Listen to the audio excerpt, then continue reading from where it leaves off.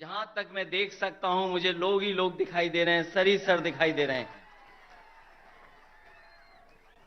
मैं अगर बाईं तरफ देखता हूं मुझे लोग ही लोग दिखाई दे रहे हैं, सर दिख रहे हैं। दाईं तरफ देखता हूं तो सर दिखाई दे रहे हैं। और मैं जब सामने देखता हूं, जहां तक देख सकता हूं वहां तक मुझे लोग दिखाई दे रहे हैं। मैं इस ऐतिहासिक धरती पर, खम्मम की ऐतिहासिक धरती पर, मैं आदरणीय केसीआर साहब का बहुत बहुत धन्यवाद और आभार प्रकट करता हूं कि यहां पर इतनी बड़ी संख्या में आपने बुला करके पूरे देश को एक संदेश देने का काम किया है। आज सुबह से लगातार हम लोग काम देख रहे हैं। मैं सामने जहां पर बिल्डिंग में हम लोग बैठे थे, ये इंटीग्रेटेड जो ऑफिस बनी है, कॉम्प्लेक्स बना है, एक ये उदाहरण है सरकारों के लिए कि एक जगह कैसे अधिकारी बैठ सकते हैं और जनता को तकलीफ और परेशानी नहीं होगी, एक ही जगह पर समस्या का समाधान हो जाएगा। ये खम्मम वो धरती है जिसने हमेशा इतिहास बनाने का काम किया है। यहां के लोगों ने बड़ी से बड़ी हुकूमत रही होंगी, ताकतें रही होंगी, उनके खिलाफ अपनी आवाज उठाने का काम किया है। यहां के किसान, यहां के नौजवान, अगर किसान कभी इकट्ठे हुए हैं और अपनी आवाज को बुलंद करना पड़ा होगा तो यहां के किसान इकट्ठे होकर के अपनी आवाज बुलंद कर करके उस समय की हुकूमत को हिला के रख दिया।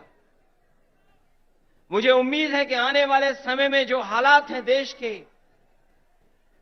जिन परिस्थितियों से हम लोग गुजर रहे हैं, जहां भारत सरकार और खासकर भारतीय जनता पार्टी, जिसकी सरकार दिल्ली में है, एक एक सरकारें जो चुनी हुई उनको परेशान कर रही है। चाहे वो आपकी सरकार हो और चाहे आपके बीआरएस की पार्टी की सरकार हो, जो सहयोग और जो मदद और जो लोकतंत्र में सम्मान मिलना चाहिए वो सरकार सम्मान नहीं दे पा रही। समय समय पर रुकावट कैसे पैदा हो, नेताओं को कैसे परेशान किया जाए, उनके खिलाफ क्या साजिश की जाए, उनके विपक्ष के लोग जो उनके सामने खड़े होकर के सवाल पूछते हैं, उनको किस षड्यंत्र से उनको दबाया जाए, उनकी छवि कैसे खराब की जाए, ये भारतीय जनता पार्टी की सोची समझी सी रणनीति के तहत काम कर रहे हैं। जो संस्थाएं हमें न्याय देना चाहती हैं, जहां से हम न्याय के लिए पुकार सकते हैं, उन संस्थाओं को भी दबाव बनाने का काम अगर कोई कर रहा है तो भारतीय जनता पार्टी कर रही है। अभी कल ही भारतीय जनता पार्टी की मीटिंग खत्म हुई है और उन्होंने कहा कि 400 दिन बाकी हैं। हमें तो लगता था कि ये सरकार तो वो है जो दावा करती थी कि हटेगी नहीं, अब तो वो स्वयं स्वीकार कर रही है कि अब 400 दिन हैं। जो सरकार अपने दिन गिनने लगे, जो सरकार अपने दिन बताने लगे, समझ लो ये 400 दिन बाद सरकार रुकने वाली नहीं है। अब तो 399 दिन बचे हैं। और जैसा कि भारतीय जनता पार्टी का समय समय पर जो बुनियादी मुद्दे हैं कि महंगाई कैसे कम हो, बेरोजगारी कैसे कम हो, हमारे लोग जो भारत छोड़ करके चले जा रहे हैं, कुछ लोग तो अपनी खुशहाली के लिए जा रहे हैं, लेकिन बड़ी संख्या में लाखों लोग ऐसे हैं जो धन दौलत उनके पास है, वो इस देश में रहना नहीं चाहते क्योंकि ये सरकार उनको रहना नहीं देना चाहती। इनके पास बुनियादी ठोस मुद्दे जो किसान की जरूरत के वो नहीं पूरे कर रहे हैं। आपको सबको याद होगा, यही बीजेपी के लोगों ने कहा कि हम किसानों की आय 2022 तक दोगुनी कर देंगे, किसान की आमदनी दुगनी हो जाएगी। हालांकि 2023 शुरू हो गया है, लेकिन मुझे तो ये लगता है किसान की तकलीफ और परेशानी को देख करके इन भारतीय जनता पार्टी के लोगों का 2022 अभी खत्म नहीं होगा, इनका 22 खत्म नहीं होगा। 23 आ गया, 24 आ जाएगा, लेकिन भारतीय जनता पार्टी ने जो वादा किया था कि 22 तक हम किसानों की आय दोगुनी कर देंगे, वो अभी दोगुनी नहीं हुई है। हमारा किसान तकलीफ और परेशानी में है। उसको वादा तो कर रहे हैं, लेकिन जो बुनियादी उसे मदद मिलनी चाहिए वो मदद नहीं मिल पा रही है। ये हमारा जो नौजवान दिखाई दे रहा है, ये नौकरी और रोजगार की तलाश में अपना भविष्य चौपट कर रहा है। ये सरकार कोई ठोस कदम नहीं उठा पा रही।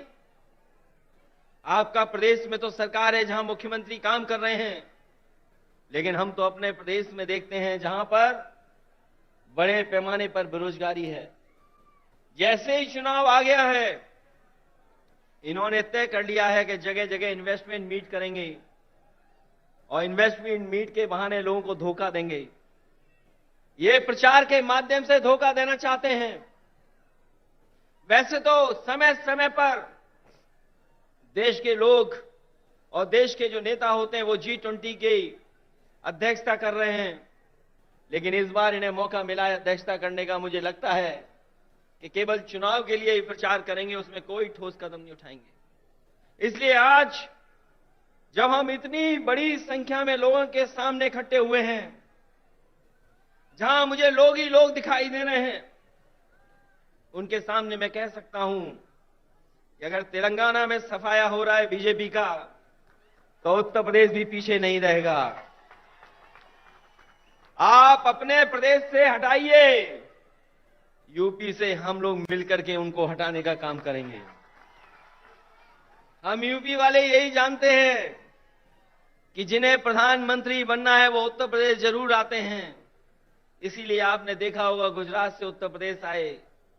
अगर गुजरात से प्रधानमंत्री बन सकते होते तो शायद गुजरात को नहीं छोड़ते, लेकिन उत्तर प्रदेश के साथ जो धोखा हुआ है उसकी आप कल्पना नहीं कर सकते। मां गंगा हमारी पूजा का, हमारी आस्था का, हमारी संस्कृति के स्थान है। एक पानी का जहाज चला करके, विलासिता का जहाज चला करके न जाने क्या सपने दिखा रही है सरकार।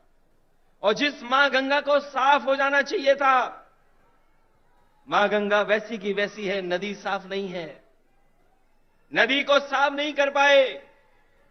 मुझे खुशी है इस बात की कि जब मैं मुख्यमंत्री था उस समय आपके मुख्यमंत्री जी ने एक फैसला लिया था कि यहां पर किसानों के खेत तक और घरों में पानी पीने का कैसे इंतजाम किया जाए।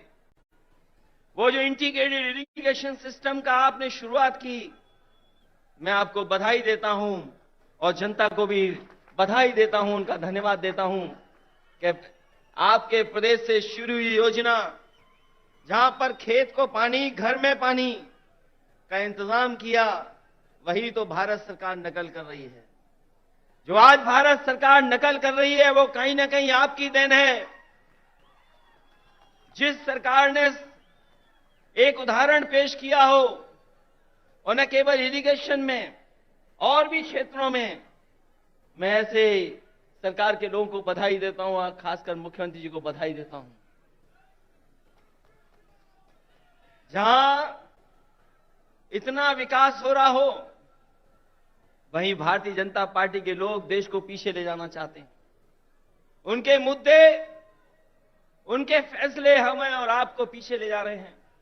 इसलिए आज जरूरत है प्रोग्रेसिव नेताओं की, प्रोग्रेसिव सरकारों की। और मुझे उम्मीद है कि जिस तरीके से भारतीय जनता पार्टी ने देश को पीछे कर दिया है हर चीज में, हम सब मिलकर के जो मंच पर बैठे हैं और प्रदेशों में भी हैं, जो साथ मिलकर के काम करेंगे तो देश को एक नई सरकार भी और नए तरह का एक प्रोग्रेसिव एजेंडा देकर के देश को आगे ले जाने का काम करेंगे। मैं एक बार फिर बधाई देता हूं कि आपने जितना प्रचार करना चाहिए था, आपने भगवान विष्णु, उनके अवतार भगवान नरसिम्हा जी का जो मंदिर का निर्माण कराया, मैं आपको बधाई देता हूं। आपने काम ज्यादा किया, प्रचार कम किया, लेकिन कुछ लोग तो ऐसे हैं जो काम कम प्रचार ज्यादा करते हैं।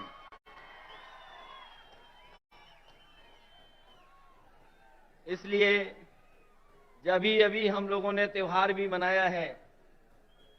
हमारे यहां मकर संक्रांति का त्योहार तब मनाया जाता है जब सूर्य उत्तरायण हो जाता है। अगर हम मकर संक्रांति मनाते हैं तो देश में अलग अलग जगह अलग अलग त्योहार मनाते हैं।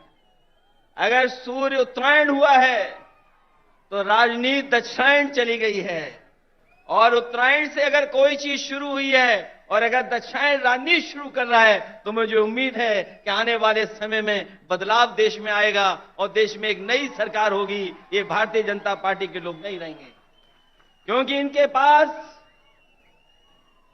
भ्रम और जाल फैलाने के अलावा कोई रास्ता नहीं है। ये समय समय पर भ्रम फैलाते हैं, समय समय पर जाल फेंकते हैं। ये भारतीय जनता पार्टी भ्रम जाल पार्टी है, इससे सावधान रहना। हम लोग तो सावधान कर ही रहे हैं, लेकिन आप लोग भी सावधान करना, जिससे देश में एक नया परिवर्तन आए। मैं इन्हीं शब्दों के साथ आप सबका बहुत बहुत स्वागत करता हूं, बधाई देता हूं। इस ऐतिहासिक धरती पर जो ऐतिहासिक जनसभा हुई है उसके लिए बहुत बहुत बधाई। और यहां पर जितने भी दूसरे दलों के नेता हैं, मैं उन सब का स्वागत करता हूं। और एक बार फिर आपके मुख्यमंत्री केसीआर राव साहब का बहुत बहुत स्वागत और बहुत बहुत धन्यवाद और बहुत बहुत बधाई। हम सबको यहां पर इकट्ठा करने के लिए और लाने के लिए बहुत बहुत धन्यवाद आपका।